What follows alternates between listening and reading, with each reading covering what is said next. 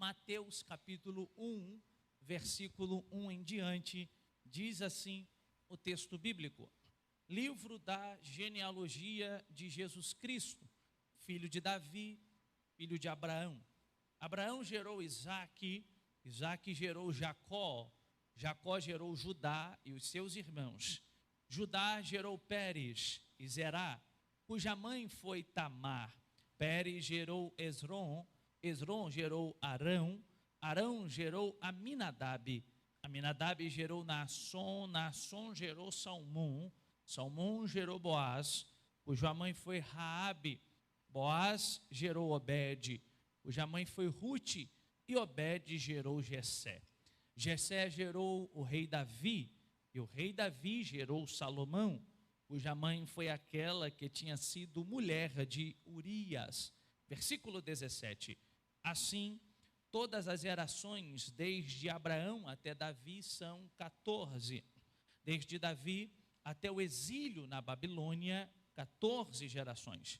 E desde o exílio na Babilônia até Cristo, 14 gerações. Você acredita que esta é a palavra de Deus ao seu coração nesta noite? Amém? Meus queridos irmãos, quando nós abrimos a nossa Bíblia, nós encontramos inicialmente o Evangelho de Mateus. No entanto, se folhearmos um pouco mais, veremos que os primeiros 4 livros do Novo Testamento são 4 livros denominados como evangelhos. Embora Mateus não tenha sido o primeiro evangelho a ter sido escrito, haja vista que hoje acredita-se que Marcos tenha sido este o primeiro evangelho, cada evangelista tem por objetivo apresentar Jesus a um público definido e também, partindo desta premissa, tem por objetivo apresentar alguma característica de Jesus. Se olharmos, por exemplo, para o Evangelho de Mateus, Mateus apresenta Jesus como o Messias prometido, o rei, aquele que veio para reinar sobre Israel. Se olharmos o Evangelho de Lucas, Lucas apresenta Jesus como o Salvador, já que a ideia de Jesus que veio salvar o perdido é muito forte no Evangelho de Lucas. Marcos, no entanto, apresenta Jesus dentro de uma característica de servo, e João apresenta Jesus destacando, sobretudo, a divindade de Jesus. Não por acaso, ele abre o seu evangelho dizendo que no princípio era o verbo estava com Deus e o verbo era Deus. Ora, cada evangelista, portanto, tem um objetivo, tem uma finalidade, e Mateus não é diferente. Se nós nos perguntássemos nesta noite qual é a finalidade e o propósito pelo qual Mateus escreveu o seu evangelho, se em primeiro lugar foi para apresentar Jesus como rei, em segundo lugar, Mateus escreveu porque é um desejo no coração de Mateus que o seu povo, ou seja, os judeus, reconhecessem Jesus como de fato o Messias. É por isso que frequentemente, ao longo do evangelho de Mateus, ele usa a seguinte expressão: e isto aconteceu para que se cumprisse o que fora dito pelo profeta. Há momentos que Mateus cita o nome do profeta, há momentos que ele não cita, mas é como se ele estivesse dizendo para os judeus: estão vendo o Jesus a quem eu estou falando, o Jesus que eu estou narrando, registrando aqui, deixando para a posteridade aquilo que ele fez e realizou, é o Messias anunciado no Antigo Testamento. Em terceiro lugar, Mateus tem por propósito dizer para mim e para você que Jesus veio para inaugurar o seu reino messiânico. É por isso que, após batizado por João no Rio Jordão, Jesus já começa anunciando, dizendo: arrependei-vos, porque o reino de Deus é chegado entre nós. No entanto, Mateus inicia o seu evangelho de maneira interessante com uma genealogia. Mateus não é o único evangelista que cita uma genealogia, mas Lucas também traz a genealogia de Jesus, embora com características distintas. Mas a pergunta é: por que Mateus cita aqui uma genealogia? eu preciso entender que as genealogias, elas eram muito importantes ao longo da tradição do povo judeu. O Antigo Testamento, por exemplo, ele está permeado, recheado de genealogia. Nós encontraremos genealogia em vários livros do Antigo Testamento. Talvez o livro que mais traga genealogia seja o livro de Crônicas, o primeiro livro de Crônicas. Do capítulo 1 até cerca do capítulo 9 é só genealogia. E nós temos uma tendência, quando lemos a Bíblia, de pular as genealogias. Nós olhamos para a informação de que fulano gerou fulano, de que gerou fulano, e a gente diz, eu não vou ficar lendo quem gerou quem, que deixou de gerar quem. A gente olha para isso e a gente simplesmente dá um salto, pensando que não existe informação pertinente, importante nas genealogias. Mas nesta noite eu vim aqui te informar que a Bíblia Sagrada, de Gênesis a Apocalipse, com todas as suas genealogias, com tudo o que há nela, sempre terá uma palavra ao seu coração. Agora note que você poderia me perguntar, antes da gente mergulhar no texto, qual era a finalidade da genealogia? Eu explico.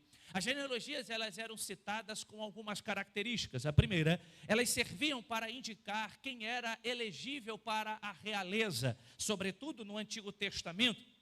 Para se assumir um trono como rei no Antigo Testamento, precisava ser filho de rei, pertencer à família real. E como que a pessoa saberia que ela pertencia à família real? Através da genealogia. Em segundo lugar, a genealogia servia para dizer quem era elegível para o sacerdócio. Os irmãos são sabedores que Deus escolhe uma tribo, chamada tribo de Levi, e da tribo de Levi a casa de Arão. Então, para que alguém fosse sacerdote, precisava pertencer à tribo de Levi e, consequentemente, à família de Arão. Como saberiam quem era o possível sacerdote que poderia assumir o sacerdócio, senão por intermédio da genealogia? Ainda, as genealogias serviam para indicar o status social da pessoa, a que tribo ela pertencia. Ela era da tribo de Judá, da tribo de Naphtali, da tribo de Asser, da tribo de Zebulon e assim por diante. Em quarto lugar, a genealogia servia para fins de alistamento militar, para contar as pessoas. A genealogia era importante. Em quinto lugar, para a distribuição da terra. Quando o povo entrou na terra de Canaã e foi feita a distribuição, tiveram que saber qual família aquela pessoa pertencia, para que ela pudesse herdar determinada terra. E em sexto lugar, as genealogias serviam para o cumprimento da justiça, quanto ao direito da herança. Quem vai herdar isso que o pai deixou? Então, a genealogia era importante. É por isso que Mateus faz questão de iniciar o evangelho com uma genealogia, porque ele quer resgatar aqui o lastro familiar de Jesus. E ele tem por um objetivo, destacar que Jesus é filho de Davi. E se ele é filho de Davi, consequentemente, ele é o Messias prometido, aquele que veio para reinar e que reina sobre todas as coisas. Glória seja dada a Deus por isso. Mas olhe para cá, para você dar um glória a Deus bonito, porque neste congresso festivo e belo, eu quero destacar aqui algumas lições e aplicar ao seu coração, dentro do capítulo 1 que lemos. A primeira lição está aí no versículo de número 1.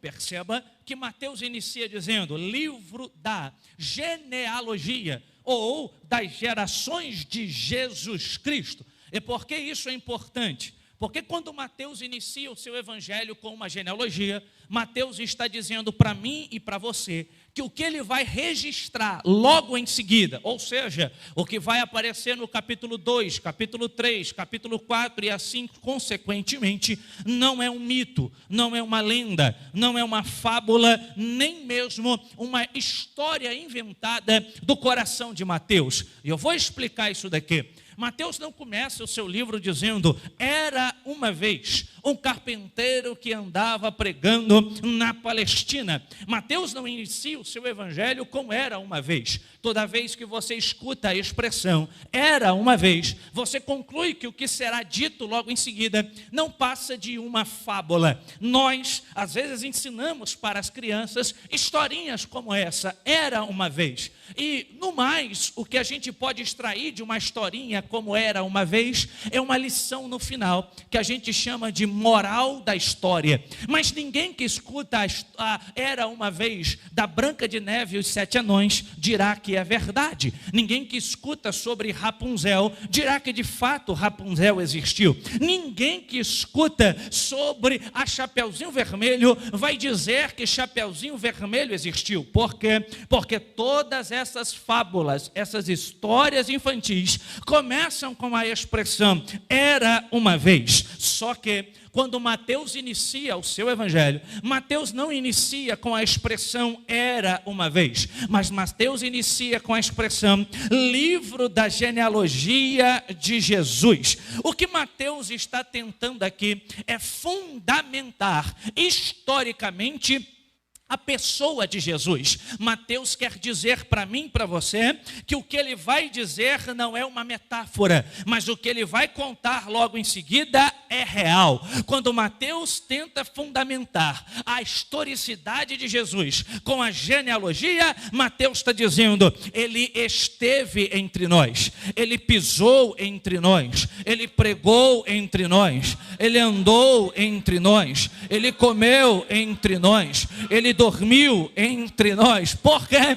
Porque ele não era um fantasma que aparecia e desaparecia, mas ele era filho de Davi, filho de Abraão. Quando Mateus começa com a genealogia, ele está dizendo, Jesus de fato existiu. Agora, para você dar um glória a Deus bonito, se você for analisar os historiadores, e até historiadores ateus e céticos, eles vão dizer que Jesus de fato existiu. Nenhum historiador sério no mundo hoje nega a historicidade de Jesus. É inegável. O que alguns historiadores ateus podem negar é milagres, por exemplo, porque eles não creem. Mas que Jesus existiu, eles não vão negar. Mas quando Mateus inicia o seu evangelho com uma genealogia, ele está dizendo para mim e para você, ele não apenas existiu, ele não apenas esteve entre nós em carne e osso, mas tudo aquilo que ele fez é verdade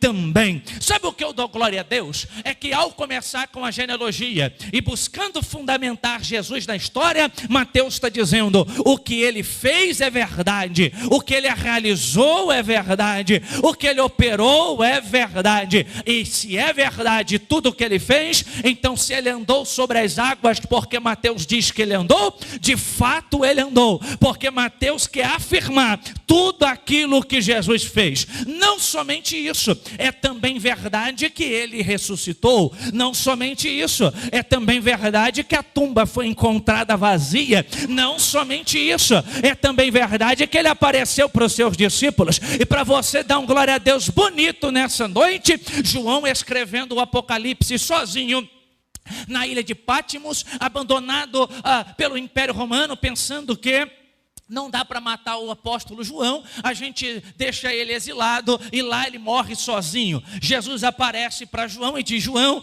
quem me serviu até agora não vai ficar sozinho. Então sobe para cá, João, porque eu tenho que te mostrar uma coisa. Mostrar o que, Jesus? Eu preciso te mostrar que eu estou vivo, mas não apenas vivo estou, eu não estou distante. Não está, não. Aí João escreve dizendo, Jesus dizendo para ele, João, eu sou aquele que caminho no meio dos 7 candelabros de ouro. João dá a interpretação no Apocalipse. João diz que o candelabro ou os candelabros eram as 7 igrejas. É Jesus dizendo para João, João, eu estive entre vocês, eu preguei entre vocês, mas deixa registrado para a Assembleia de Deus Ministério Além Paraíba, que eu ainda estou entre entre vocês. Oh glória, oh glória. Eu estou sentindo a presença dele na casa. O que Jesus está dizendo é que ele ainda caminha entre nós. E sabe qual é uma notícia boa ao seu coração? Quando eu leio os evangelhos, eu percebo que Jesus só ia aonde tinha gente precisando. Às vezes ele entrava num barco, navegava, o barco quase afundava, apenas para libertar um endemoniado do outro lado e voltar. Mas ele ia porque tinha gente precisando. Se é verdade que Jesus só vai aonde tem gente precisando, eu tenho como afirmar em alto e bom som que Jesus está na casa nessa noite. Por quê? Porque eu sou o primeiro que precisa. Além de mim, tem mais alguém que precisa também. O que a Bíblia diz sobre Jesus é verdade. Arabaracando, arabaracandarai. Olhe para cá, oh glória. Mas, após fundamentar historicamente que Jesus esteve entre nós, e é o que fundamenta a nossa fé, Mateus também vai nos proporcionar, extrair mais algumas lições aqui. E qual é a segunda lição? Se você ler com atenção, a partir do versículo de número 2, você vai ver a expressão: Abraão gerou Isaac, Isaac gerou Jacó, Jacó gerou Judá. E ele vai registrar aqui vários nomes dos descendentes de Jesus. E no final, ele nos traz uma informação importante. No versículo 17, ele diz que de Abraão até Davi são 14 gerações. De Davi até o exílio na Babilônia, 14 gerações, ou seja, 28 gerações. Do exílio na Babilônia até Jesus são mais 14. 28 com 14, 38, ou seja, 42 gerações. O que Mateus está dizendo aqui e trazendo fé ao nosso coração é nos lembrar que a promessa do Messias demorou tempo para acontecer, mas nem por isso ela deixou de acontecer. Eu vou melhorar. Se você olhar para Adão e você tentar traçar aqui uma quantidade de tempo que vai de Adão até Jesus, alguns estudiosos dizem que são cerca de 4.000 anos. E se você traçar de Abraão até Jesus, aproximadamente 2.000 anos. Então, passou-se muito tempo para que de fato a promessa pudesse acontecer. E quando ocorre a primeira promessa do nascimento de Jesus? Gênesis, capítulo 3, versículo 15. Em Gênesis 3,15, vários eruditos dizem que nós temos o que é chamado de primeiro evangelho, ou seja, o primeiro anúncio das boas novas. Adão e Eva acabaram de pecar. Deus então os sentencia, Deus então os pune. E Deus, o próprio Deus diz que nasceria que seria da semente da mulher. E esse que nasceria da semente da mulher esmagaria a cabeça da serpente. Então, quando o ser humano pecou, alguém pode ter pensado: agora deu ruim, porque Deus foi pego de surpresa. Alguém pode ter pensado: e agora? O que será de nós? O ser humano pecou. Será que Deus foi surpreendido? Não foi. Deus não foi surpreendido. Uma vez me perguntaram se Deus sabia que o homem pecaria porque colocara a árvore do bem e do mal, do conhecimento do bem e do mal, sabendo que o homem pecaria. A resposta que eu dei é muito simples: é porque amor forçado não é amor. O que Deus queria era que Adão e Eva o amassem, não porque tinham uma coisa melhor para fazer. Então Deus dá a possibilidade deles escolherem, querem ou não querem, escolhem ou não escolhem. É por isso que Deus não obriga ninguém a estar na casa, porque Ele não quer que você chegue naquele dia e diz: eu não tive como escolher diferente e fiz tudo por obrigação. É por isso que Ele te dá a possibilidade de estar ou não estar, porque ninguém pode dizer no último dia que não teve como fazer outra coisa a não ser amar a Deus. Ninguém pode dizer que ama outro alguém com uma arma na cabeça, porque isso não é amor. Amor pressupõe a possibilidade de não amar. É por isso que a árvore estava ali. Mas quando o homem e a mulher pecou, Deus disse: eles não me pegaram de surpresa, porque o plano da salvação já estava estava arquitetado antes da humanidade existir. Agora olhe para cá. O plano já estava arquitetado, e a Bíblia Sagrada nos diz que várias gerações se passaram. Como eu disse, de Abraão até Jesus, 42 gerações. E se são 42 gerações, cerca de 2000 anos. Sabe o que a Bíblia aqui me ensina? Que Deus fez a promessa, embora o tempo se passou, Deus não deixou de cumprir a promessa. Sabe qual é a segunda lição que eu aprendo aqui com esse texto? É que Deus não trabalha no nosso tempo. Deus não trabalha de acordo com o nosso cronograma. Deus não trabalha de acordo com o nosso relógio. Na segunda carta que Pedro escreve, no capítulo de número 3, Pedro diz que um dia para Deus é como 1000 anos, e 1000 anos é como um dia.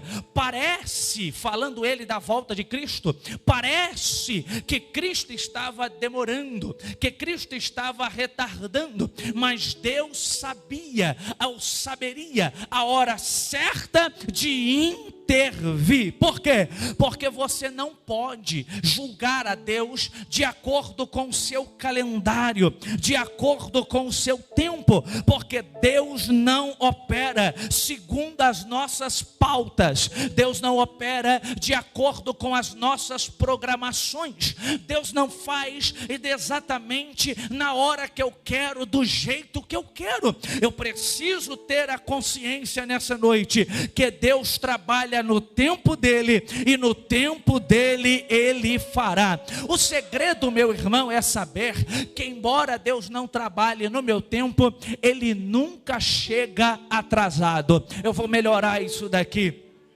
Ele não trabalha no meu tempo, mas ele não se atrasa. Eu vou provar isso daqui. Diz a Bíblia Sagrada em João, capítulo de número 11, que um moço vai até Jesus. Marta e Maria percebem que Lázaro está muito doente, e elas pensam, vamos chamar Jesus, porque Jesus ama Lázaro, e talvez ele possa fazer alguma coisa por Lázaro. Elas chamam o moço e diz, vai até Jesus. Sem GPS, sem ter uma rota, ele simplesmente vai até Jesus. Alguns comentaristas dizem que pela cronologia, o Lázaro morreu exatamente no mesmo dia que o moço saiu de casa, talvez algumas horas depois. O fato é que este moço encontra Jesus, e o que o moço diz para Jesus? Aquele a quem tu amas está doente. Nota que o fato de Jesus nos amar não nos impede de padecer, não nos impede de sofrer, mas isso é outra mensagem. Aquele a quem tu amas está doente. Jesus olha e diz, essa doença não é para a morte, ele não vai morrer. Quando você lê o texto, você acha que Jesus está cometendo um equívoco, porque Lázaro morreu, mas Jesus queria chegar lá exatamente com Lázaro morto. Por quê? Porque para Lázaro, Jesus não tinha a cura. Para Lázaro, Jesus tinha a ressurreição.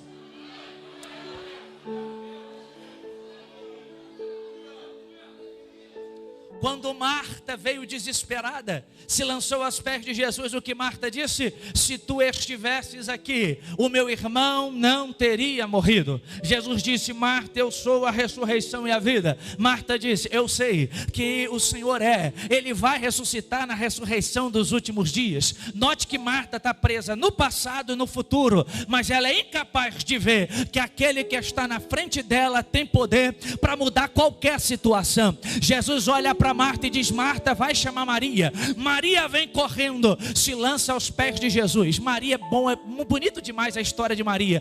Todas as vezes que ela aparece na Bíblia, ela está aos pés de Jesus. Ela se lança aos pés de Jesus e ela diz, se tu estivesses aqui, o meu irmão não teria morrido. Sabe o que Marta está dizendo? Sabe o que Maria está dizendo para Jesus? O Senhor chegou atrasado. O Senhor está 4 dias atrasado. Se tivesse chegado 4 dias atrás, Lázaro estava vivo, porque o Senhor o curaria, mas agora não tem mais jeito. Aí Jesus olha para Marta e diz, mostra onde é o sepulcro, vamos lá, porque eu tenho algo para fazer. Sabe o que Jesus está me ensinando? Ele não trabalha no meu tempo, ele não trabalha de acordo com o meu cronograma, mas eu preciso entender que na minha vida e na tua vida, Jesus Jesus jamais chegará atrasado. A promessa pode parecer que está demorando, mas Deus não se atrasa. Deus não se atrasa. Deus não se atrasa. A promessa pode parecer que está demorando, mas fique tranquilo nessa noite, porque na tua história Deus não chega atrasado. Se Ele falou que vai fazer o que Ele vai fazer, Ele vai fazer. Por quê? Porque Ele tem poder para fazer. O segredo é aguardar o tempo dele, a hora dele, o momento dele. Deus me traz aqui nessa noite para dizer para alguém: é noite de jogar o medo de lado, é noite de deixar o desespero de lado e confiar naquele que ainda tem poder.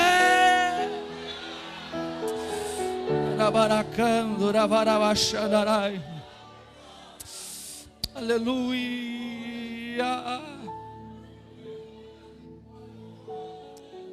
Você pode dizer para alguém que está do teu lado: descansa.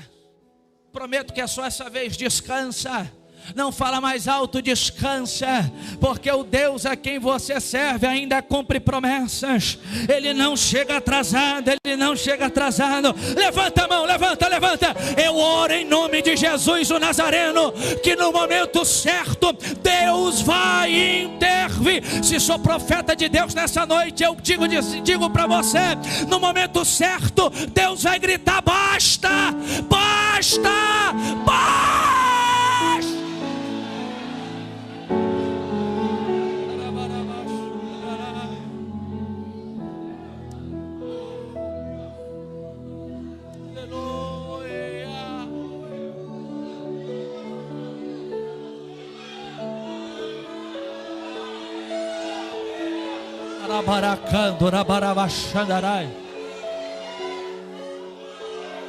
Oh glória, oh glória, oh glória. Aleluia.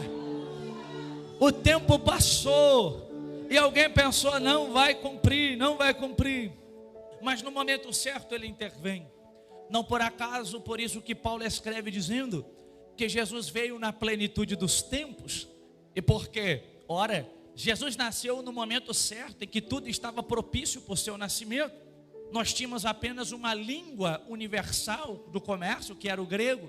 Por causa da dominação do Império Grego, a história diz que Alexandre implantou a cultura grega e obrigou as pessoas a aprenderem o idioma. Então por isso que o Novo Testamento foi escrito originalmente em grego. As pessoas estavam longe e conseguiam ter acesso. Seria basicamente o inglês hoje. É por isso que Paulo diz que Jesus veio na plenitude dos tempos, porque quando Jesus nasceu o Império Romano dominava, e uma das principais atitudes do Império foi pavimentar as estradas. Aí surgiu o ditado: todos os caminhos levam a Roma, e isso favoreceu as missões empreendidas por Jesus. Parece que Deus está se atrasando, mas Ele sempre chega no momento certo. Mas é uma terceira lição. E que lição é essa? A lição ainda está dentro da anterior. Se Ele demorou para agir de acordo com a ótica humana de alguns, uma ênfase que quando Jesus nasce gritou no coração de Mateus é que Deus ainda cumpre promessas. Note que eu disse para os irmãos que foi o próprio Deus que prometeu, e agora Deus está cumprindo a promessa que fez. Eu gosto disso daqui, porque se a gente fizer uma distinção entre o que nós prometemos e o que Deus promete, a capacidade de cumprir é diferente. Por exemplo, eu disse ao pastor Abimael, e disse também ao irmão Alisson: eu estarei domingo lá. Eu voltei para minha casa devido a uma necessidade, e então saí de casa. Cheguei aqui um pouco atrasado, mas cheguei. No decorrer do caminho, uma chuva, eu poderia ter tido o meu pneu do carro furado, e alguma coisa ter me impedido de chegar aqui, sim ou não? Poderia, porque por mais que eu empenhe a minha palavra e diga: vou fazer, Eu estou no campo da probabilidade, da possibilidade, do imprevisto. Imprevistos poderiam acontecer de me impedir de estar aqui. Então, não quer dizer que eu sou mentiroso ou que eu não tenho palavra, mas coisas poderiam acontecer e me impedir de chegar. Só que quando Deus fala é diferente, porque Deus não trabalha e não tem diante de si a questão do imprevisto, e nem muito menos da possibilidade. Por isso que quando Deus fala, eu posso descansar, porque o Deus que fala tem poder para garantir aquilo que fala. É por isso que a Bíblia Sagrada diz que Deus não é homem para que minta, nem filho do homem para que se arrependa. Não importa o que aconteça, se foi Ele que disse, Ele falou que vai fazer, não importa, Ele vai fazer. Isso me faz lembrar de Jesus, quando olha para os seus discípulos e diz: passemos para outra margem. Quem pediu para passar foi Pedro? Não. Quem pediu foi Judas? Também não. Quem pediu para passar para outra margem foi João? Não. Quem pediu para passar para outra margem foi Jesus. Se foi Jesus que mandou passar, não seria um vento que ia afundar o barco e impedi-los de passar. Não seria a tempestade que iria impedi-los de passar. Por quê? Porque aquele que disse que era para passar teria poder para garantir a passagem para o outro lado. Ai, Jesus, ai, Jesus. O que eu estou dizendo para você nessa noite é que pode passar o tempo, mas a promessa dele ainda se cumpre. Por quê? Porque o Deus a quem você serve tem poder para garantir a promessa que faz. Abraão esperou 25 anos por um filho. Em determinado momento cometeu um erro, mas Deus cumpriu a promessa. José esperou 13 anos para que os sonhos pudessem se concretizar, mas Deus cumpriu a promessa. O povo esperou 40 anos para que entrasse na terra prometida. Alguém no decorrer do trajeto pensou: Deus, será que Ele vai cumprir? Será que Ele vai fazer? Passaram-se 40 anos, mas o povo entrou na terra prometida. Por quê? Porque o Deus que promete é o Deus que tem poder para garantir a promessa que faz. Eu vou melhorar. Se Deus prometeu vida eterna, Ele dará vida eterna. Se Deus prometeu perdoar os pecados, Ele perdoará. Se Deus prometeu que Jesus virá, gosta o diabo ou não, fique feliz o inimigo ou não, Ele voltará. Por quê? Porque Deus ainda cumpre promessa. Deus ainda cumpre promessa.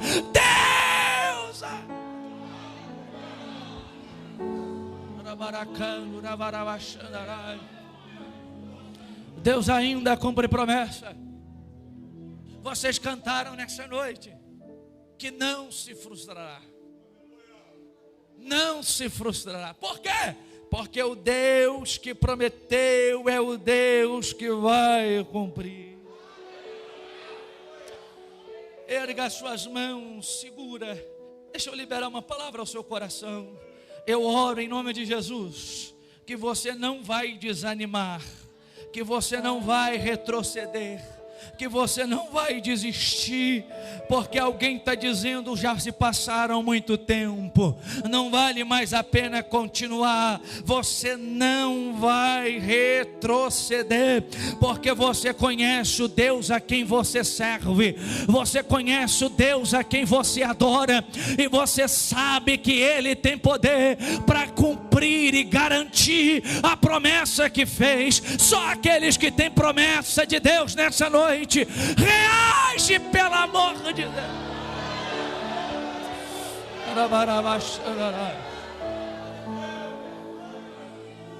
Sabe o que eu aprendo? Eu aprendo que Deus tem uma capacidade incrível de nos surpreender. Eu sei. Havia expectativa da vinda de Jesus, de um Messias prometido, mas na verdade Ele surpreendeu. Porque Deus trabalha no campo da surpresa mesmo, e Deus surpreende. Jesus nasceu em uma condição não esperada por vários judeus, porque acreditaram que Ele seria o grande rei, que pegaria espadas e libertaria o povo da opressão do Império Romano. Mas Ele, sendo o rei do universo, ao invés de nascer em um palácio, Ele nasce em uma simples manjedoura, em um coxo, ali sendo assistido por animais. Ao longo de todo o Evangelho, nós só vemos a ação de Jesus surpreendendo as pessoas. Por quê? Porque Deus é capaz de inverter as expectativas. A fraqueza que para muitos era fraqueza, o fato de Jesus estar na cruz, Paulo escreve dizendo que foi a sabedoria e a força de Deus. Sabe por quê? Porque Deus tem a capacidade incrível de nos surpreender. Eu me lembro que quando eu estava para casar, eu tinha ido para o seminário em Pindamonhangaba, no IBAD, e lá eu fiquei alguns anos. E eu já namorava e também, assim que voltei, resolvi noivar. E eu voltei sem nenhum emprego, desempregado, duro que só, liso que só. Mas eu disse para mim, então noiva na época, nós vamos casar, e nós vamos casar é pela fé. Eu me lembro que eu casei desempregado. Só que tinha um problema, minha sogra era de umas casas, ainda é, e ela me deu a casa de cima para eu morar, e ela moraria na casa de baixo. Só que precisava de uma grande reforma. Eu não tinha dinheiro nem para comprar pão, de que dirá para fazer reforma na casa, mas eu fui confiando em Deus. Deus vai me ajudar. E por várias vezes, Deus ia suprindo a necessidade e abrindo porta da onde eu menos imaginava. Há uma irmã na nossa igreja chamada irmã Jacéia. Ela não vai se lembrar disso hoje, porque hoje ela sofre de Alzheimer e ela também tem Parkinson, mas essa irmã, uma irmã de oração, uma irmã do coque, sensível. Eu me lembro que várias vezes o telefone tocava e essa irmã dizia: irmão Magno, na época eu era irmão Magno, vem aqui em casa, porque Deus me mandou te abençoar. Eu ia na casa daquela irmã, uma irmã muito simples, eu sentava lá no sofá e ela vinha com uma camisa social. Ela dizia: Deus mandou te dar essa camisa, porque eu sei que você prega e você precisa, e Deus mandou te dar. Passava um tempo, o telefone tocava e aquela irmã mandava eu voltar na casa dela, e quando eu chegava lá, ela disse: eu estava na rua, e de repente Deus disse: minha serva, compra um sapato e dê para ele, porque ele precisa de um sapato. Eu ia na casa daquela irmã e ela estava com uma caixa de sapato para me dar. Isso não foi uma vez, isso não foi duas vezes, isso foi várias vezes. Eu me lembro de um dia que eu tinha que abrir uma porta lá na minha casa, na reforma que eu estava fazendo, e eu não tinha dinheiro para abrir aquela porta. De repente a minha esposa chega do culto com um envelope, e ela olha para mim e diz: irmã, amor, a irmã Jacéia mandou te entregar esse envelope aqui, porque ela disse que Deus mandou te entregar. Quando eu peguei o envelope e abri, era exatamente o valor para abrir aquela porta. Sabe por quê? Porque Deus ainda surpreende, porque Deus ainda cumpre promessas. Diante de todas as impossibilidades, o nosso Deus ainda age em nosso favor. Você recebe isso daqui do que eu estou pregando nessa noite?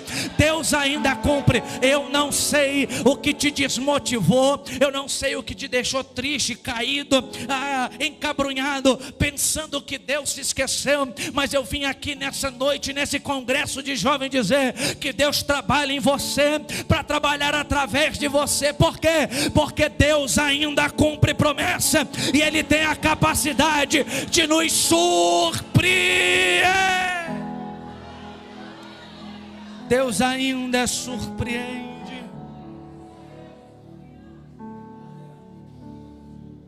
Agora olhe para cá. Mais uma lição que eu aprendo aqui. Que lição é essa? É que Deus agiu providencialmente ao longo da história. Se você lê a história de Jesus, aparentemente tinha tudo para dar errado. Você já percebeu que as grandes matriarcas de Israel eram estéreis? Elas não podiam gerar. Aparentemente a história de Jesus tinha tudo para dar errado, tinha tudo para não acontecer. Sara, de quem viria a promessa, não podia gerar, ela era estéril. Rebeca, com quem Isaac se casou, também não podia gerar, Rebeca era estéril. Depois Raquel era estéril também. O povo foi escravizado dentro do Egito. Como que um grupo de escravos que cresceu de maneira grandiosa poderia se libertar dali? Alguém pode ter pensado, como Deus vai cumprir a promessa?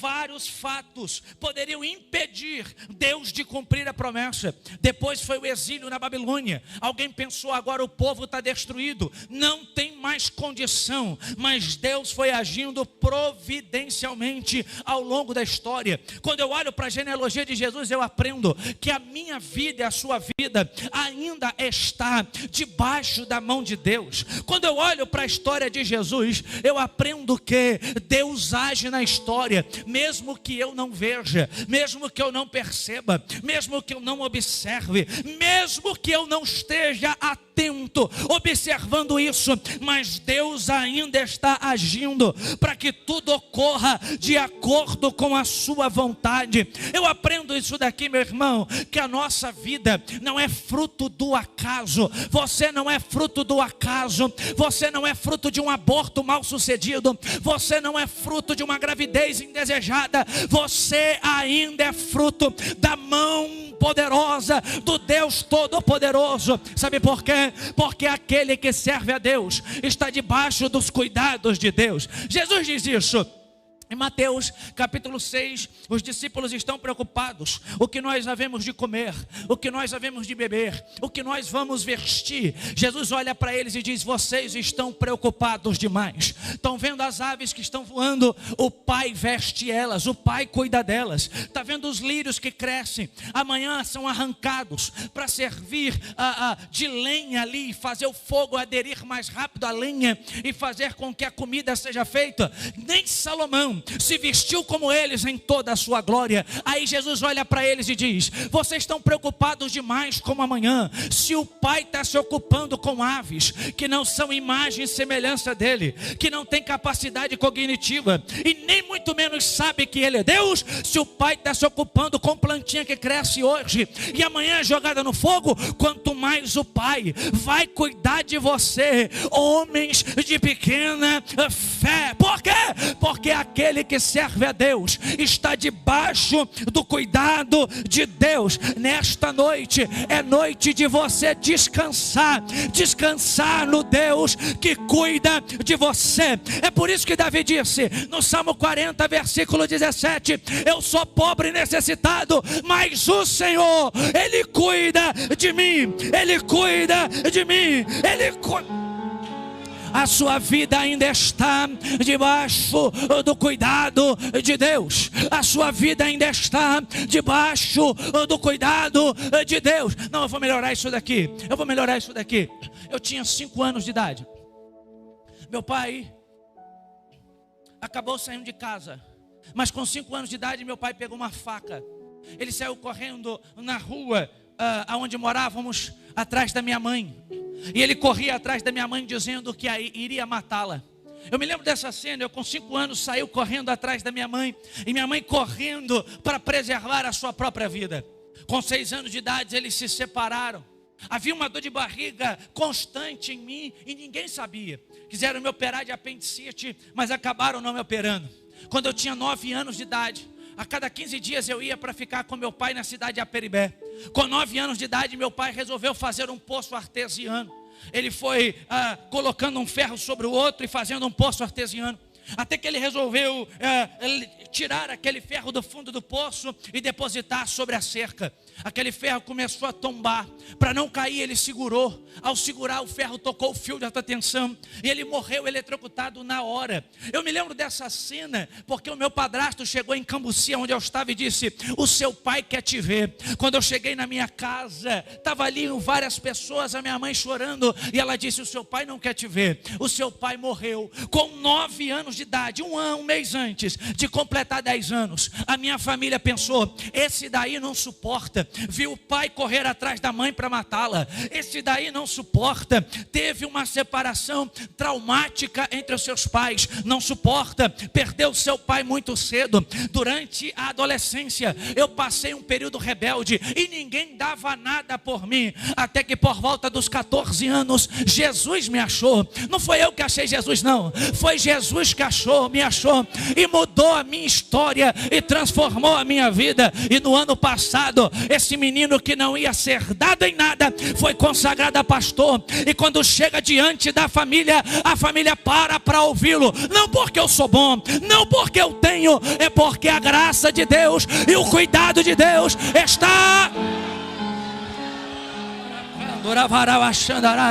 Eu sinto a graça do Eterno nessa noite para te dizer: eu não conheço a tua história, não conheço a tua vida, não sei o que você passou, o que você enfrentou, mas de uma coisa eu sei: o mesmo Deus que tem cuidado de mim é o Deus que cuida de você também, porque você é alvo do cuidado de Deus.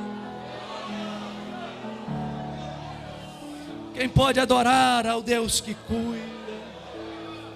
Se você se sente como alvo do cuidado de Deus, diga alguma palavra. Eu já vou finalizar, que manifeste a certeza, Arabaracandarai, que você está debaixo, Garabacando, Rabarabachandarai.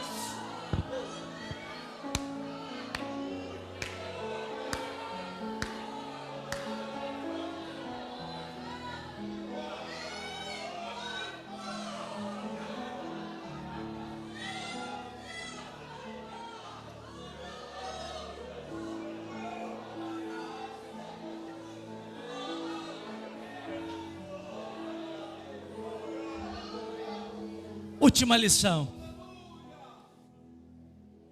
Se você ler a genealogia de Jesus com muita atenção, você vai notar um dado curioso: que a genealogia de Jesus não despreza os seus antecessores. Vou te explicar. Na época, a genealogia servia como o currículo da pessoa.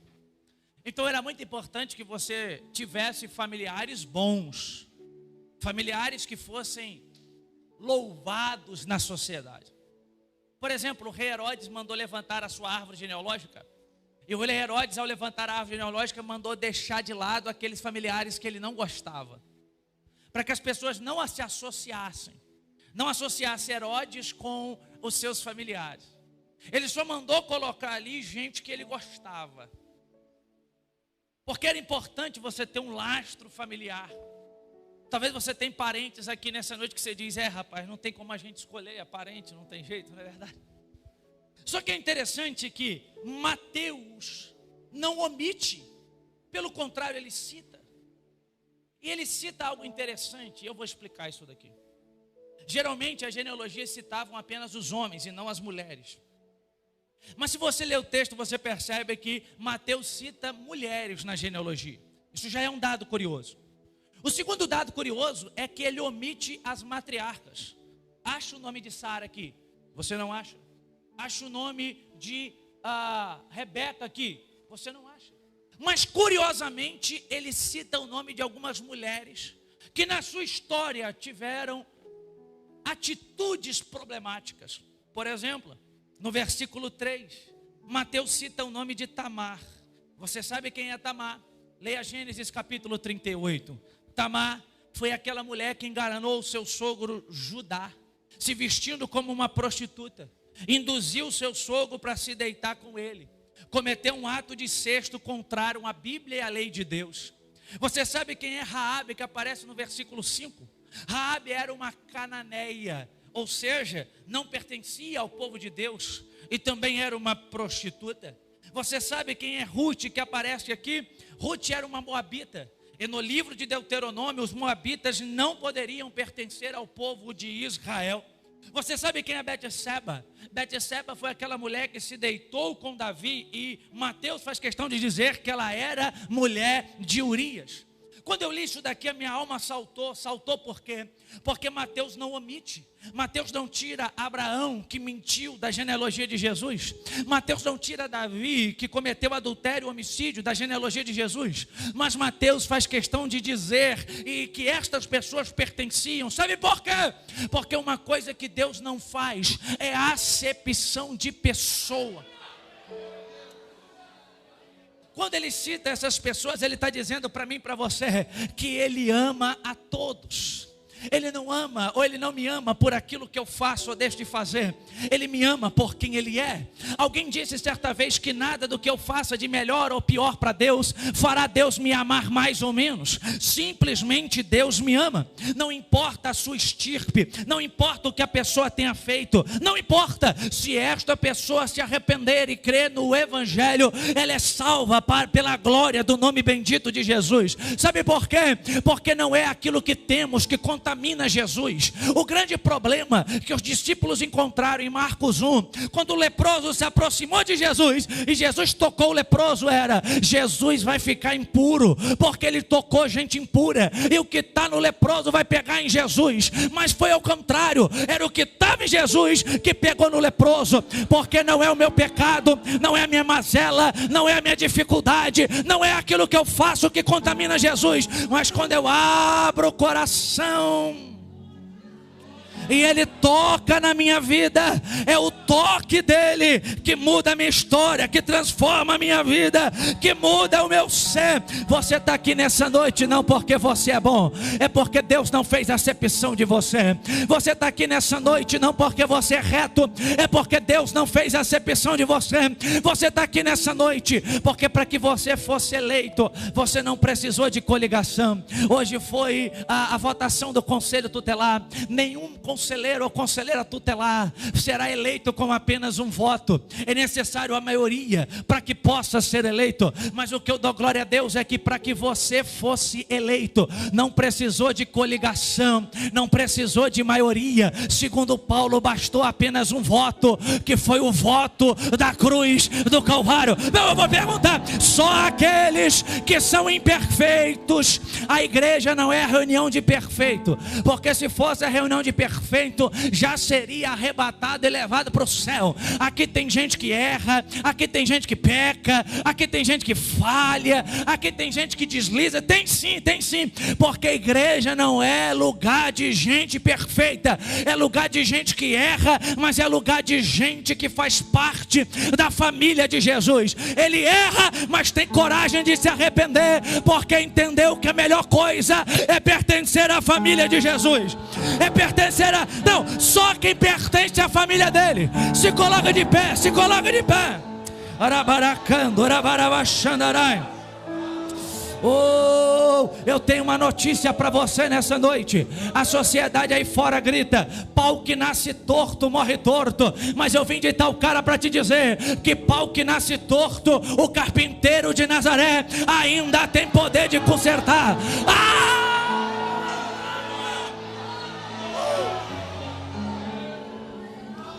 Alabaracando, rabarabachandarai.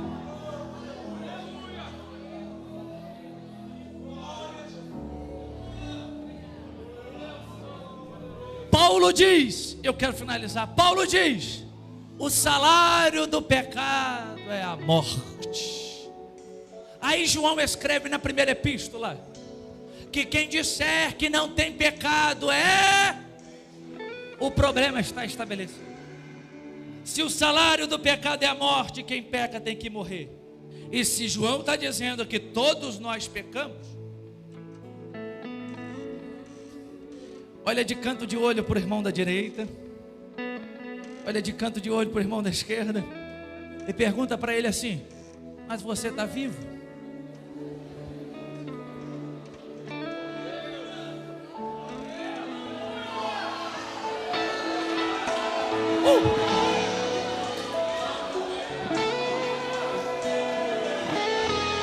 Porque você é imperfeito, mas faz parte da família dele. Você erra, mas faz parte da família dele. Você veio arrastado, mas faz parte da família dele. Você pecou, se arrependeu, você faz parte.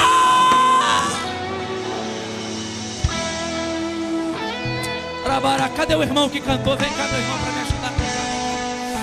Arabarabachandarai, arabarabachandarai. Arabanto, rabarabá. Meu irmão, para a gente fechar, toda vez que eu leio a genealogia de Jesus e leio assim, ó: Abraão gerou Isaac, toda vez que eu vejo a expressão gerou, grita no meu coração: graça, graça, graça. Toda vez que eu vejo a expressão gerou, algo grita no meu coração: é graça, é graça, é graça, é graça, é graça, é graça. Você faz parte dessa família, faz? Vamos orar então? Você pode virar de frente para o irmão? Você pode? Vira de frente para o seu irmão, último dia de congresso. Olha para esse irmão aí, fica de frente para ele, para a gente orar. Isso. Ou abraça 2 ou 3.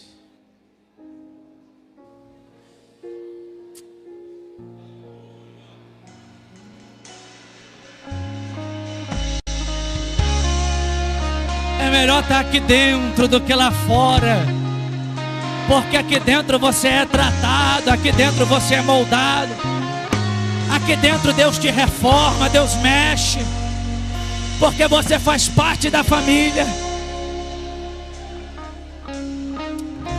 Ora por ele, ora por ele. Tu podes, nenhum dos seus planos pode se frustrar.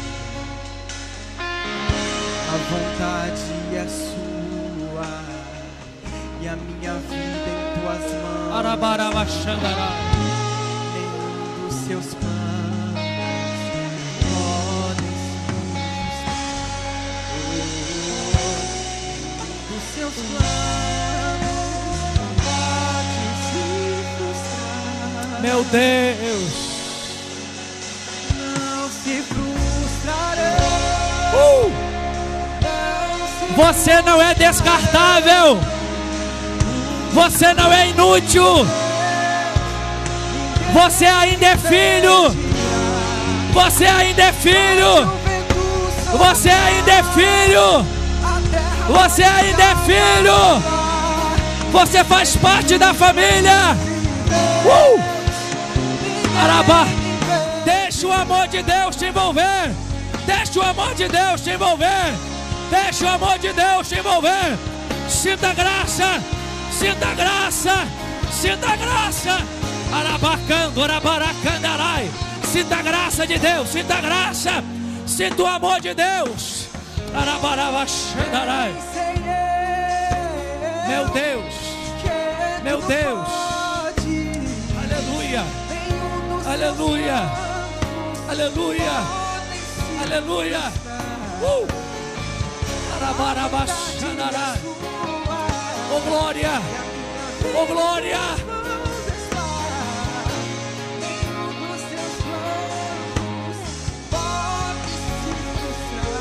Não se frustrarão.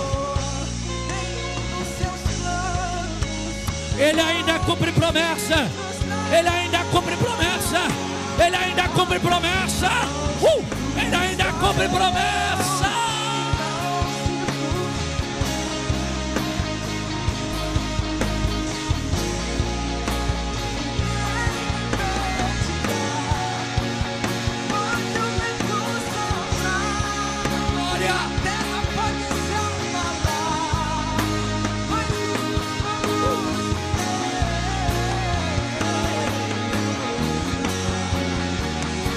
Quando passares pelas águas, eu estarei contigo.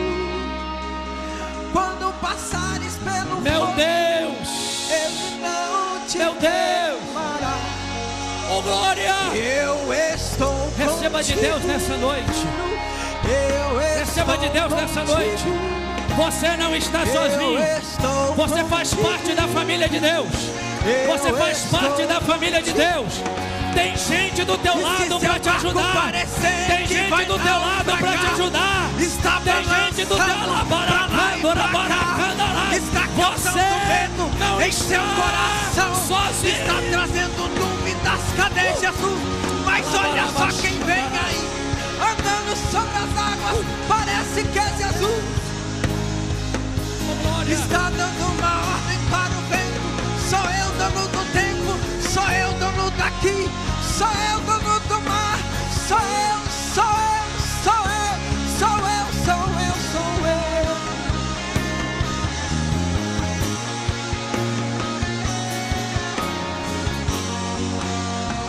Quem pode pode te levantar, ninguém pode te.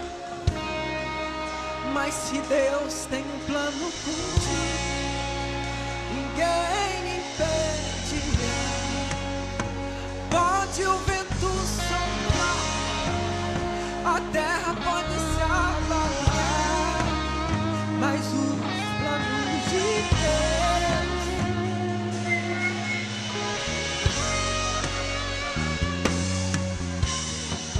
Olhe para cá para finalizar. Escute isso. Quando o filho pródigo resolve voltar e o pai avista o filho pródigo, ele se abraça. O pai manda trazer 3 presentes, mas eu quero destacar um presente apenas. O pai olha para o filho e diz: tragam sandálias e coloquem no pé dele. Quando o filho está lá e resolve voltar, o filho diz assim: eu vou dizer, pequei contra o céu e contra ti, pai. Eu não sou digno de ser chamado filho. Faça como um dos seus servos. A ideia daquele menino, segundo a cultura, era trabalhar para pagar aquilo que ele tinha causado ao pai. Porque aquilo que ele fez era imperdoável à luz da aldeia. E naquela época, quem andava descalço eram os escravos. Escravos não andavam calçados, andavam descalços. Aí quando o filho vem dizendo: eu quero ser o seu servo, o pai olha para o filho e diz: traga sandália e coloca no pé dele. Escravo andava descalço, mas filho da casa andava calçado.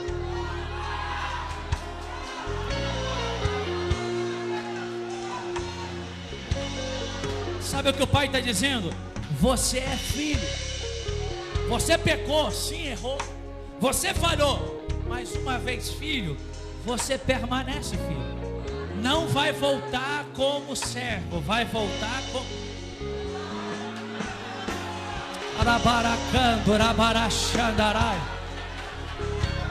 Quem faz parte da família de Deus.